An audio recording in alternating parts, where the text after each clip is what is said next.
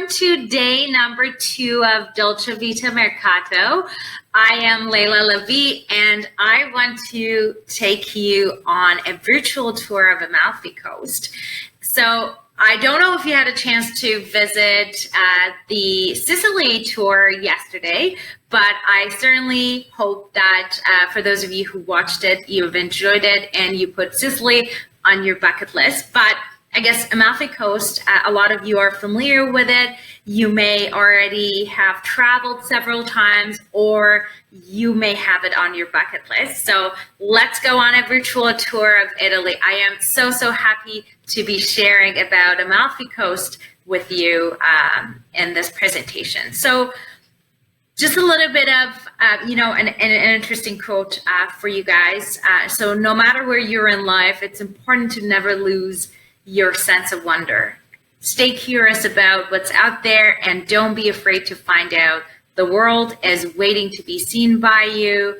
Go out and learn something new. And I guess that's why you're here, because you wanted to learn about Italian Heritage Month and culture and visit other merchants and Italian music, and also virtual tour of Italy, which I am so privileged to be showing you around. So a little bit of introduction about myself and my business. So my name is Leila Levy, as I mentioned briefly, and I have a boutique travel concierge and travel agency called Travel Design by Leila Levy. And from the name of it, you could probably tell that I am mainly focusing on customizing and making a tailor-made trips for my clients and people who would want more of a customized trips.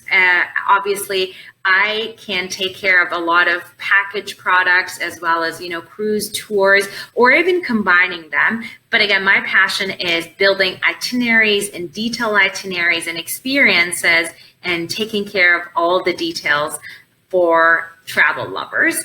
I highly encourage you to follow me on Instagram, Travel Design by Leila, on Instagram and Facebook, because I believe and I love to share my love and my passion for travel. And I share tons of content on my Instagram.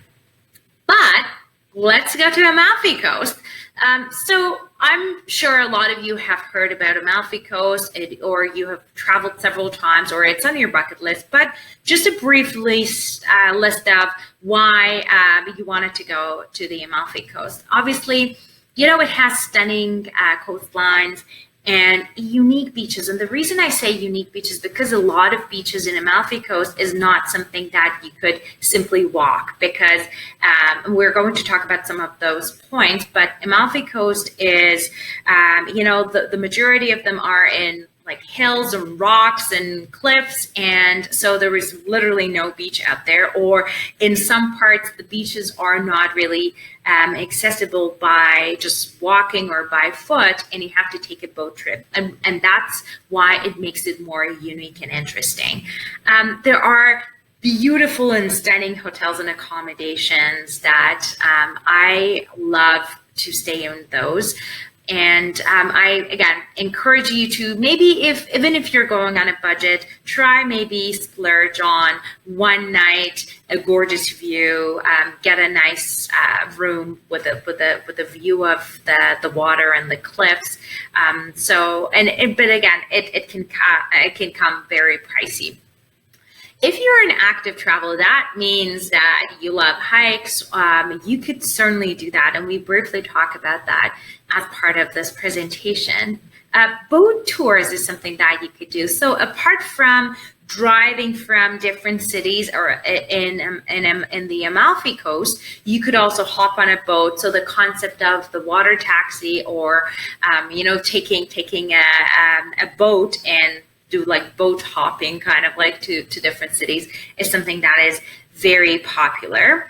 I'm going to come back to Pompeii, but if you're into nightlife, you can certainly do that in Amalfi Coast. So that's, it's a combination of beautiful beaches, amazing sceneries. If you're an active traveler, you could do that. And again, if you want to have some sort of like nightlife and have fun and different interesting clubs, you can certainly do that. And we're going to talk a little bit about Capri, which is an island off the coast of the Amalfi Coast, but that's where an emperor stayed at. So that's where his villa is. So if you wanted to follow footstep of an emperor, Capri would be a great place to visit. And going back to, those little towns and villages along the Amalfi Coast, the Coastline Drive is one of the best drives and beautiful roads to drive. It comes with some challenges, and we're going to talk about that later on too. But just going to, briefly talk about Capri. I'm sure that, a lot of you have heard about it and you know where it is, but Pompeii.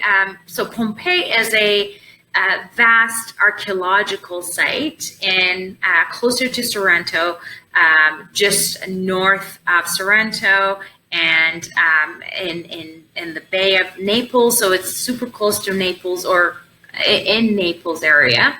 And it was a thriving and sophisticated Roman city that was buried under meters of ash when the volcano happened, and basically it's a great place to go and see lots of excavated ruins and street and houses that you can freely explore. So even if you're into visiting some cultural sites and ruins, that also would make Amalfi Coast a perfect spot, because you could visit Pompeii on a day tour, and then you could also spend some days in the Amalfi area. All right, so let's go into, so we've been talking about the Amalfi Coast, but what is the Amalfi Coast? So the world famous Italian coastline that stretches 50 kilometers along the southern edge of the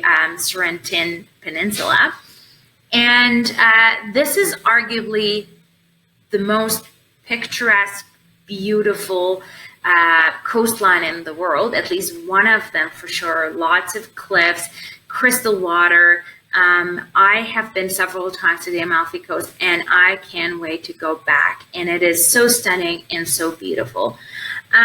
We're going again to talk about the drive, which is challenging, but even like these, beautiful colored, different colored houses, and all these, the amazing smell, amazing food makes this a perfect spot. So here is a brief map of when we were talking about Amalfi Coast, where we are talking about. So, just south of Sorrento, that's sort of like what we are calling the Amalfi Coast in the map. And again, it's on the southern side of Italy. So the Amalfi Coast is, again, a beautiful spot to visit it, and we're going to talk about some of those main spots along the way. In terms of the best time to visit Amalfi Coast, my view is spring and fall would be the perfect time, again, because you will, there's so many tourists going, first of all, and then secondly, Italy during summertime is so hot, so crowded. And especially for south of Italy, south of Spain, south of Portugal, you can, even if you travel during the shoulder season, which is spring and fall, price will go down. There would be less tourists there, and you can still have an amazing time.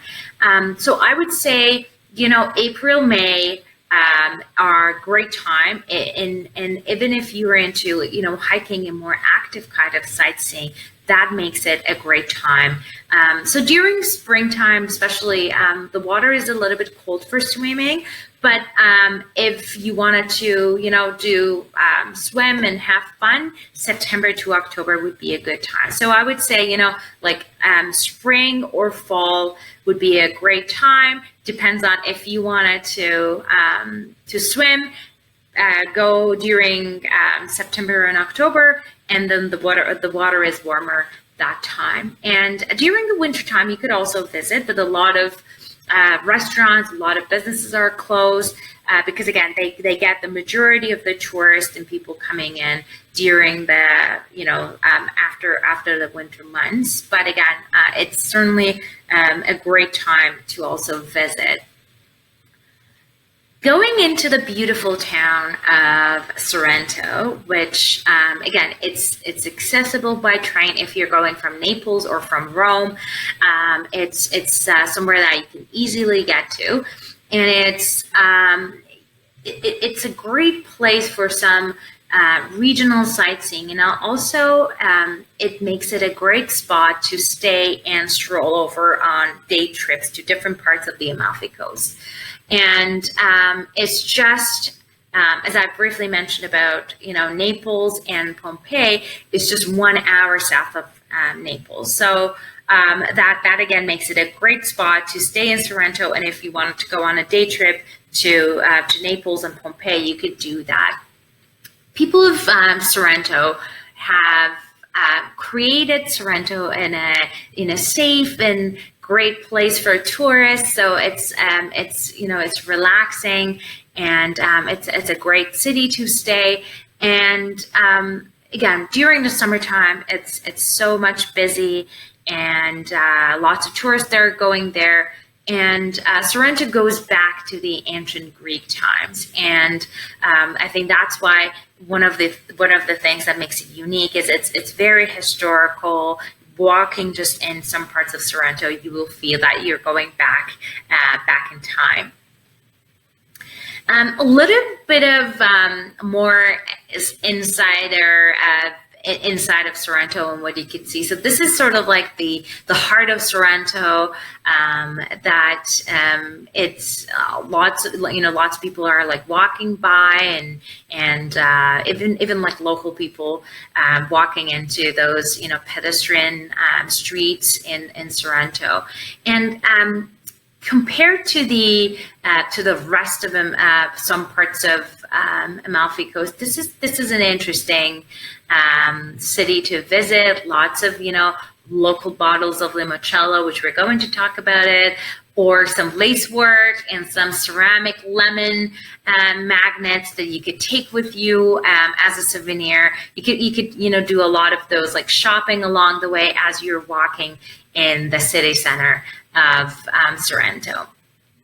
Going back to the lime, the lemon, the limoncello, as a lot of you may know, and they give you a lot of like sample. You just being in Sorrento, you can smell the lime and the lemon and the orange scent, and it's so unique, especially during the springtime. And there's always things to learn. You could go on, limoncello tasting, and even you are going through, like several farms. So this is one of my personal pictures of just going through some different farms, and just, the smell would drive you crazy, but just like walking in those area. A lot of you may know about the limoncello, so there's not much to talk about in terms of that. But one of the other things that I love to talk about is, for generations, a lot of family businesses have been making, lemonade and limoncellos. And there are some other, family farms that you could go and visit on limoncello tasting, and so this is like one of the must do or must see in the southern part of Italy, and it's the limoncello, and get to know how it's made and the tasting side of it.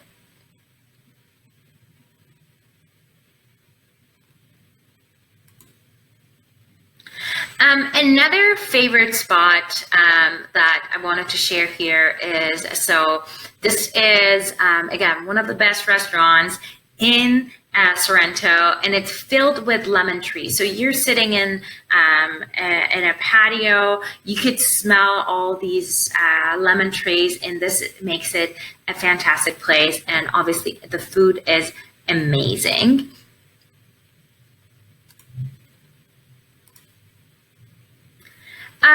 So I briefly talked about that, there aren't too many beaches as we know, the beaches typically that we've seen, but some of those bays that some of them are even like fishing villages, or more like bay area is something that you would see a lot in across the Amalfi Coast. And so what with being a city in the cliffs, Sorrento doesn't have that many beaches, but there's still plenty of places to cool off during that time. And that's sort of like the waterfront area. And you take a steep road down to the harbor, and again, you'll be able to jump off. Jump on one of those boats and go on a boat tour, or you can just relax and just get a sun lounger and just relax by the sun.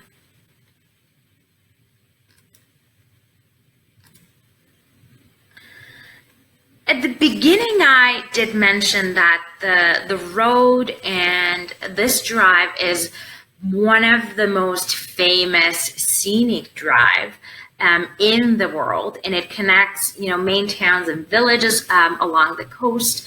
But in many visitors, they decide to rent a car and do the driving themselves. But what you typically would see, instead of the two pictures that I have on the left, because there are so many tourists going, bus tours are going, and it's a very, very narrow pathway. It's so hard to drive. So I guess, especially if you're going during the very high season time, I highly encourage you to get a driver, get a chauffeur, get a, or some hotels have some shuttle buses that operate. So that would be a great way of not to do the driving. Or if you decide that you're going to drive, you have to be super careful. And again, you have to be patient as well, because you may get stuck on the road for quite some time until the big cars are passing by, or it's so hard for two cars passing by. So it's just just being super cautious and super careful. Or a very interesting way to go between cities, and I mentioned it at the beginning, is the water taxi, or getting those ferries from one city to another one. So take advantage of that. And so our next stop on the Amalfi Coast is Positano. And I'm sure a lot of you have heard about, Amalfi Coast, and Positano is, the most famous hillside village, and probably the gem of Amalfi Coast that a lot of people would recognize. So you would see these like, beige and pink and yellow and, beautiful houses along the way, off the side of, the coast. Crystal blue Mediterranean water is gorgeous. So it's just a beautiful place to be. And the views are truly breathtaking. With that comes exploring Positano Street. So the best way to really explore Positano is to go on foot and go through those streets. And there are guides that you could hire to really take you along those, I would call it like less off the beaten path, or less roads traveled, or those places that a lot of tourists won't go. But this would be like, a very relaxing afternoon walk of going through these like winding stone streets and just explore the town, because it's so beautiful. And again, finding your way back to the harbor area, and where you find, and you may get lost, which I think is a great thing to do, just to get lost in Positano. It's amazing, and there are hidden treasures to be discovered around every corner, and with many fashionable boutiques and ceramic shops. It's a great place to spend some of your money for some souvenirs. But again, it's a very touristy village and town, and I'm going to talk about some of those less touristy cities and villages along the Amalfi Coast. Speaking of the beach, so some of the most iconic and glamorous beaches in the world is probably, as you would know about this, is the beaches in the Positano. That would be so relaxing, and you could just like get in one of those like colorful umbrellas and chill by the beach. And so the Spagna Grande is Positano's most famous and picture perfect beach, and a great place to just sip on a cocktail, relax, and just have fun. And again, lots of cafes are around. You could do all of that. But if you want to avoid crowds, again, as I mentioned, there are those like little gems and little beaches here and there. Try Lorito Beach, which can either be accessed by boat that leaves Positano's every 30 minutes or so, or there's some other beaches along the way that they are beautiful. But again, like if you want like more quiet time, try to stay out of those central beaches in Positano, because it's going to be super crowded, without a doubt. If you're an active traveler, one of the super interesting things that you could do is to go on this great trail, which a lot of people would love to do that, especially if you're in good shape and good health, and you wanted to be more active as part of your trip. You can certainly do that. And just a few points on that. So the path itself is, again, impressive trail, because it's been carved into this landscape over centuries, and it's still used by farmers, shepherds, and anyone else that they've used this pathway for so many years. And it's gorgeous because as it's a trail, it's beautiful, and you have a gorgeous view of the coastline for sure. And so the most popular portion is between Bomarano and Nocelle, which offers a panoramic view of from the pass of Colachera. And you could also, the best way to tackle the path is from east to the west. So you'll be required to take a bus to Bomarano first, and then walk back to Positano. It's best to get some information on the day, because things may change on the schedule of the bus and different things day to day, and it depends on what time of the year you're visiting. So make sure that you're aware of that before you go on your hike. And as I mentioned, this is like a fantastic hike with a stunning view that you will remember for the rest of your life. I briefly mentioned about the boat tour. So, Positano for sure is the jewel in the Amalfi Coast, but it's far from the only place to explore. And I guess that's something that a lot of people do. They, when we talk about Amalfi Coast, Positano comes to mind, but there are so many more places to explore. So the Amalfi Coast, so the Amalfi stretch is about 50 kilometers, 31 miles along the Sorrentan Peninsula. And apart from that, there's some other beautiful shorelines, beautiful villages that you want to visit, and boat would provide that opportunity to go from one village to another one that are all on the coastline. Wine tasting is an experience that you could also do. So the hills around Positano are blessed with the best vineyards in Italy. And I guess when it comes to wine tasting, a lot of people would recognize Tuscany and that region for wine. But again, you could do a wine tour in the Amalfi area, and it's an amazing way to have amazing wine. And so most tours will take you to a selection of vineyards, and you see how wine is produced in this area. And again, it could be accompanied by lunch and different other experiences along the way.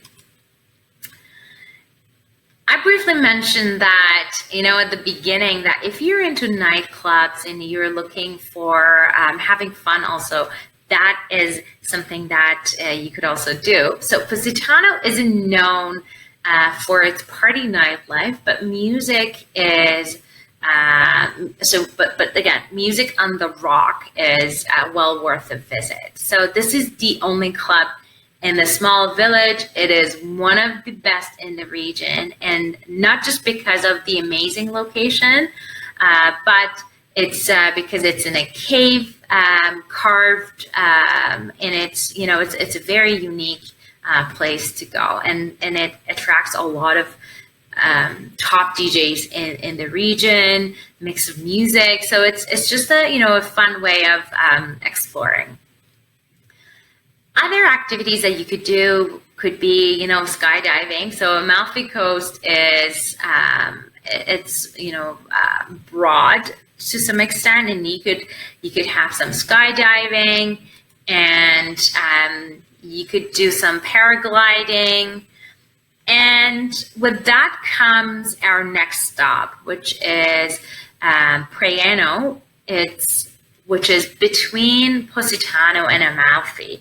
Amalfi is actually a name of a town, and we're going to talk about that later on, but we haven't got to Amalfi yet. We've just covered the Amalfi Coast. So this little town is less visited town, and it allows you to escape from the crowds of the other well-known coastal spots. As you may remember, I mentioned don't just stick to those places that are famous when it comes to the tourist spot. There's so many other spots to visit. The town hugs the mountainside, and it's a typical Amalfi scene. The houses are staggered on the cliffside, so it's just a gorgeous small town with less crowds to go and visit. And one of the other interesting things is the Emerald Cave. It's a natural phenomena that is one of the beautiful caves in the whole of Italy. And it's located again between Amalfi and Priano, and it's one of the very few caves in the world that is bathed in a natural emerald light. The effect is simply amazing. The color of the water, the cave itself are gorgeous, and it's one of the things that it's on your way when you're going on the coastal drive. Then we arrive to the town of Amalfi. So Amalfi is the main town of this beautiful region, and is often packed with tourists. As with the other coastal towns in this region. Amalfi is stunning, multicolored houses, shops, and all those like souvenir shop.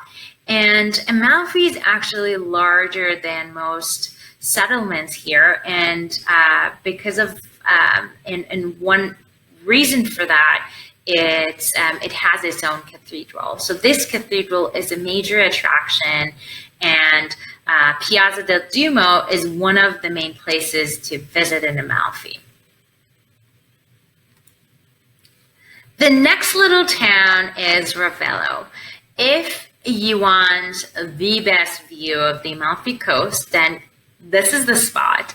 And this town can be found on top of the mountains between Amalfi and Mary, and much more relaxed and reserved than the other busy tourist locations. So the main attraction is the Villa Ruffolo, which is a Roman villa that offers possibly one of the best views in the region, and is a fantastic place to just simply relax, enjoy the views, and just get some sun. And Ravello has a range of restaurants, outdoor terrace.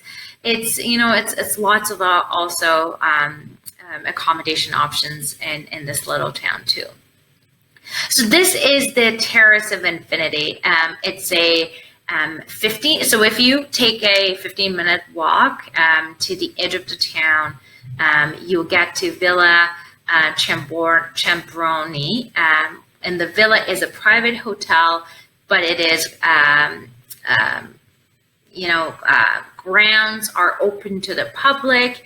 The former gardens was the brainchild of the British writer Vita Sackville-West, and laid out on several levels with beds of roses and flowers and lavenders and all of that. Okay, so next, the city that we arrived is called Salerno, and is easily the largest town on the Amalfi Coast. It sits right at the eastern edge of the region. Some people consider it to be part of Amalfi Coast, others do not. But regardless of the status, whether it's part of the Amalfi Coast or not, but it's undoubtedly a great place to visit. It has a mixture of old and new stuff. You can wander in the streets and see some beautiful architecture, and then you can head into downtown area and have a night out in the pubs and clubs and bars. So and it has some very beautiful beaches and a harbor port that you could visit. So that makes it a gorgeous spot to visit. Next, on the other place I wanted to take you, and we'll briefly mention about this, is Capri. So by this image, I wanted to show you that now we've explored the Amalfi Coast area, and next what we wanted to do is we wanted to visit Capri, which is an island, the Emperor one, if you remember, I mentioned that. And so let's go to the island of Capri. In 26 AD, the Emperor Tiberius left Rome, and he made his home on the island of Capri. And the remains of this imperial villa is something that you can visit, and it's an interesting way to spend your morning. And this, the villa is you could take the steep pedestrian road to the far northwest corner, where you find the second highest point on the island. The walk is it's interesting because it will take you through some Capri's quiet residential neighborhood. I'm going to talk about Capri in more details, because a lot of different parts of Capri are now, commercial shopping spots, but there's some other quiet residential neighborhoods that I personally would love to just walk into those neighborhoods, and you may run into, smaller kiosks that they are selling fresh orange juice and lime. And this is again one picture from one of my previous trips that I find it actually so interesting instead of more touristy, which again, something that if you're going for the first time, you should definitely do, but make sure that you're also going to some quiet, interesting area of Capri as well. Because a lot of people just go to the, the bustling part of the downtown, and it's so busy, crowded, full of tourists. But there's some other interesting parts of the island, which I actually wanted to talk more about. And so Capri is only 4 square miles. So it's fairly a very small island, but it has no shortage of things to do. And I'm going to share some of that and all the things that you could do. But one of the things is you can actually, I help a lot of my clients to rent a yacht and to just relax or go on a boat tour of the island from the outside, from the water side. So that would be an amazing way to explore the island also. And some of the other highlights, you probably have heard Blue Grotto, but what happens is you hop on a different kind of boat to get into the very entrance of the grotto, and then you hop on a wooden rowboat and what they do is they have they carry themselves into a very narrow pathway to the cave by your skipper, and he has to be very, very skilled. They all are very skilled to be able to manage that. And the scenery is beautiful. So the photos are not retouched, and this is what you will see. And this is like one of my pictures from the past that you'll see such a gorgeous view there. The challenge, though, for the Blue Grotto is depending on how the water is, and if there has been a strong wind, and it happened in one of my personal trips, that because of the wind, they will close down the Blue Grotto no matter what time of the year you're visiting. But sometimes during the fall or spring, because summertime it's fairly more quiet. But because of that floating on water and the fact that you need to get into the cave and the entrance is quite small, they wanted to make sure that if there is so much wind happening because of the water fluctuation, you may not be able to get into the cave. In terms of some touristy area of the island, obviously the best of the best shopping experience is in Capri. Lots of big brands, luxurious brands have made some presence there. So you could just even for window shopping, I highly recommend that you do that. And the other interesting thing that you could do if you're more active, you could go on a more hike or trail, or you could get a motorbike and go across the Capri. So that would be some interesting thing to do. And interestingly enough, there are so much other off the beaten path places or lesser known attractions, like this lighthouse that you could visit.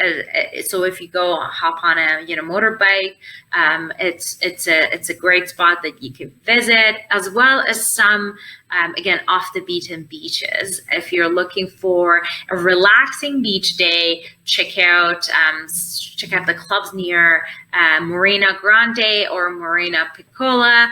Those are some spots that you could have some relaxing time, and it's less busy. Anacapri is charming. It's a quiet town away from those luxurious shops, and those, crowds that typically hang out in Capri. So it's so there is Capri and Anna Capri, and definitely Anna Capri if you're looking for a quiet, more authentic vibe and more quiet and calm place. This would be a great spot to do. And you can even to get to Anna Capri, you could take a public bus or a taxi, or even the motorbike that I mentioned earlier. With all of those, you could get to Anna Capri. And the other interesting thing that I wanted to mention about Capri is you could do this as a day trip, or if you want and you feel that you didn't do the justice to see the Capri, there are amazing, beautiful accommodations and villas and gorgeous hotels that you can stay overnight. It obviously comes with a price, because that part of Amalfi Coast and Capri are probably the most expensive accommodations and villas in Italy, but that option is available to you if you wanted to do that. So we come to the end of the presentation. Again, I wanted to share my information with you. If you wanted to follow me on Instagram or Facebook, go to Travel Design by Layla. Or if you have any questions, drop me an email or reach out to me. And for those of you who are true Italian, I apologize for not doing the right accent and pronunciation. I've been working on this for quite some time, and I'm sure that I'll one of the other things I probably would do was going and learn more Italian. But I hope that you enjoyed this, and I look forward to hearing from you and hopefully visiting Italy soon together. Take care, everyone. Bye-bye.